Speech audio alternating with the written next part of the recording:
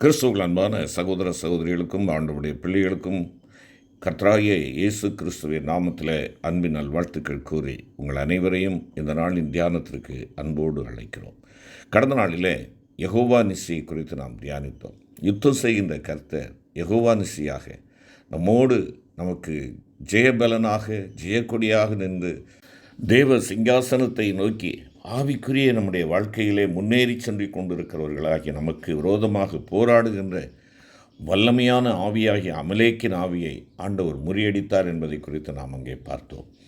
இந்த அமலேக்கின் ஆவி என்று சொல்லுகின்ற பொழுது தேவ ஜனங்களாகிய நாம் அதன் தன்மைகளை ஆராய்ந்து அவைகளுக்கு நாம் நம்முடைய ஜீவியத்திலே இடமளிக்காதவாறு கவனமாய் நம்மை காத்துக்கொள்ள வேண்டியது வெகு அவசியமாகும்.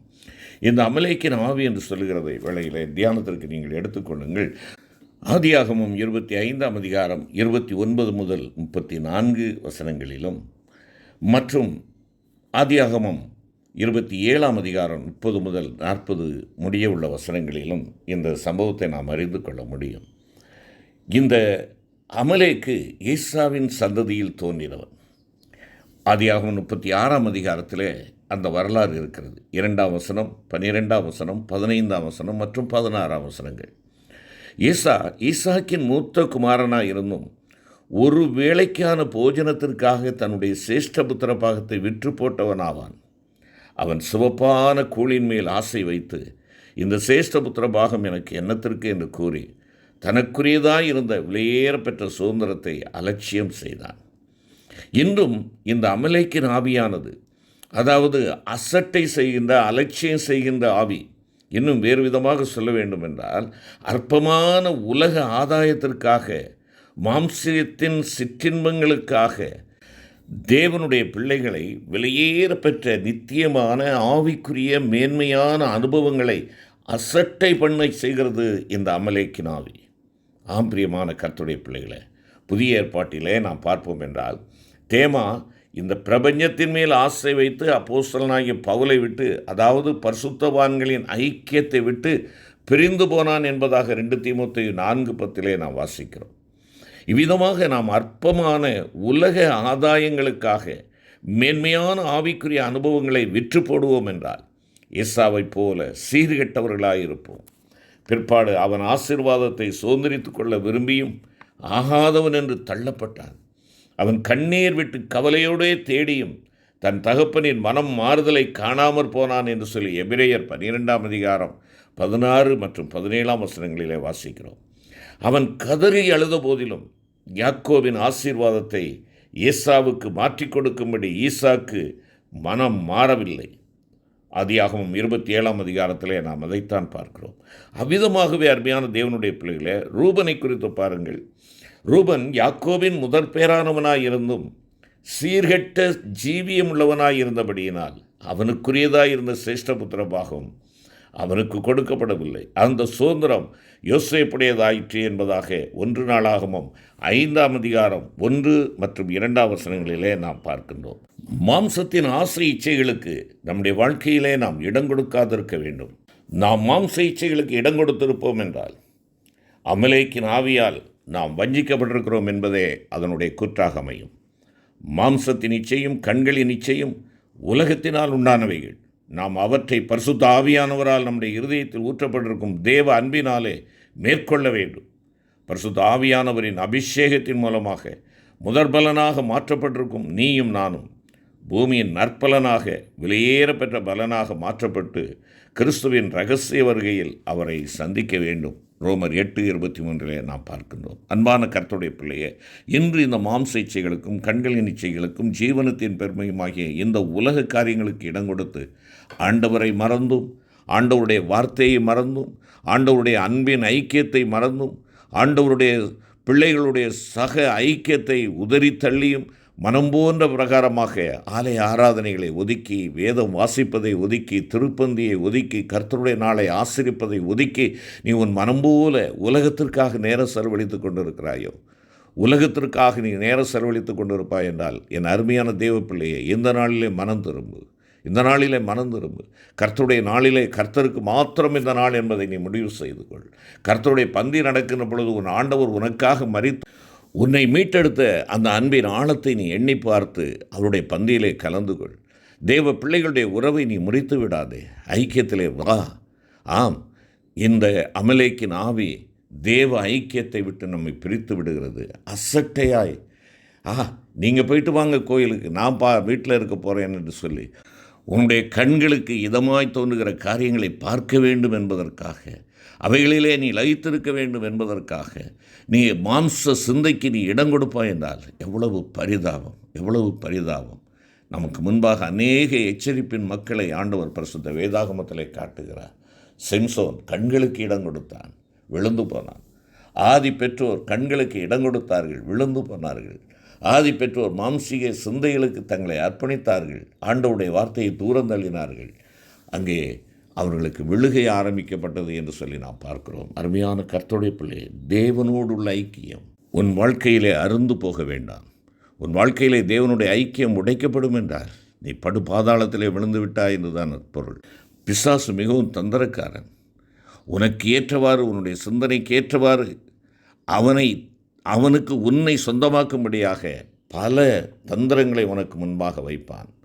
அது நீதியாக உனக்கு தோன்றலாம், ஆனால் நீ விழுகைக்கு நேராக செல்லுகிறாய் என்பதை மறந்து போகாதே. இரண்டாவதாக நாம் பார்ப்போம் என்றால், அமலேக்கின் ஆவி என்பது சுய மகிமையை தேடுதலை காண்பிக்கிறது. சுய மகிமையை தேடுதல், அதாவது தற்புகளை நாடுதல், அமலேக்கின் ஆவியினுடைய தன்மையாகும். எஸ்தரின் புஸ்தகம் 3ஆம் அதிகாரம் 5வது வசனத்தை பார்ப்பீர்கள் என்றால், ஆமான் மொர்தெகாய் தன்னை வணங்கி நமஸ்கரியாததை கண்டபோது மூர்க்கம் நிறைந்தவனானான். தற்புகளை நாடுகிறது, சுய மகிமையை தேடுவது. அதாவது அமலேக்கினுடைய ஆவியினுடைய தன்மை என்னவென்றால், நான் நான் நான் முதலிடம் இருக்க வேண்டும், சுயம் ஆளுகை செய்ய வேண்டும், சுயம் முன்னிறுத்தப்படுகின்ற ஒரு வாழ்க்கை. அமலேக்கியனாகிய ஆமான் என்னும் ஆகாகியன் தேசத்து ராஜாவினால் மேன்மையாக உயர்த்தப்பட்டிருந்த போதிலும் அரண்மனை வாசலில் இருந்த ஒரு ஏழை மனிதன் தன்னை வணங்காததை கண்டபோது எரிச்சல் அடைந்தான் என்பதாக பார்க்கிறோம். அவனையும் அவனது குலத்தையும் அவன் அழிக்கத்தக்கதான திட்டமிடுதலுக்கு இந்த சுய மகிமையை தேடுகின்ற ஆவி கொண்டு சென்றது என்று சொல்லி நாம் பார்க்கிறோம். திட்டமிடுகிறான். மொர்தெகாய் மாத்திரமல்ல, அவன் சார்ந்திருக்கிற அவனுடைய குலத்தையே அழிக்க அவன் திட்டமிடுகிறான். அவன் ராஜாவினால் தனக்கு அளிக்கப்பட்டிருந்த உயர்வில் திருப்தி அடையாமல் மென்மேலும் சுயமகிமையை நாடி தேடினதினால் முடிவாக யாவரும் காணத்தக்கதாக மிக உயரமான தூக்கு மரத்தில் தொங்க வேண்டியதாயிற்று. எஸ்தர் 7ஆம் அதிகாரம் 9 மற்றும் 10வது வசனங்களிலே நாம் இதை பார்க்கிறோம். தேவன் ஒருவரே ஆராதிக்கப்படவும் நமஸ்கரிக்கப்படவும் தக்கவர். எல்லாவற்றிற்கும் மேலாக தன்னை உயர்த்துவது அந்தி கிறிஸ்துவின் ஆவியாகும் என்பதை 2 தெசலோனிக்கேயர் 2ஆம் அதிகாரம் 4ஆம் வசனம் குறிப்பிடுகிறது. ஆண்டவராய் இயேசு கிறிஸ்து தம்மை தாமே தாழ்த்தினார். இது கிறிஸ்துவின் ஆவியாகும். அதைத்தான் பிலிப்பியர் 2ஆம் அதிகாரம் முதல் 11 வசனங்களிலே நாம் வாசிக்கிறோம். தன்னைத்தானே உயர்த்துவதும் மனுஷரால் வரும் புகழ்ச்சியையும் கனத்தை நாடுவதும் லூசிபரின் தன்மையாகும் என்பதை ஏசாயா 14ஆம் அதிகாரத்திலே நாம் வாசிக்கிறோம். பிசாசானவன் தன்னை பணிந்து கொள்ளும்படி தேவகுமாரனிடத்திலும் கேட்கிறான். மத்தேயு 4ஆம் அதிகாரம் 8 மற்றும் 9ஆம் வசனங்கள். ஆண்டவருடைய பிள்ளைகள் பலரும் இந்த ஆவியினால் தாங்கள் வஞ்சிக்கப்பட்டிருப்பதை அறியாதவர்களாக இருக்கிறார்கள். அது அவர்களுக்கு தாங்கள் விரும்புகிற உயர்வை கொடுத்தாலும் அந்த உயர்வு அவர்களை ஒன்றும் செய்ய முடியாது, அவர்களை பாதுகாக்க முடியாது. முடிவாக பாதாளத்தில் தன்னோடு கூட கொண்டு போய் சேர்க்கக்கூடியது தான் இந்த அமலேக்கின் ஆவி.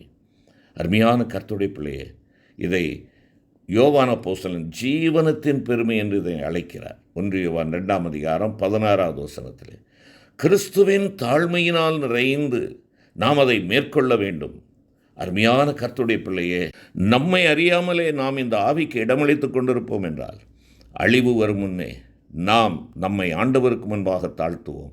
மனுஷரின் புகழ்ச்சியில் மனமகிழ்ந்து தேவனுக்கு மகிமை செலுத்தாமற் போன ஏரோதின் முடிவு நமக்கு எச்சரிப்பாய் இருக்கட்டும்.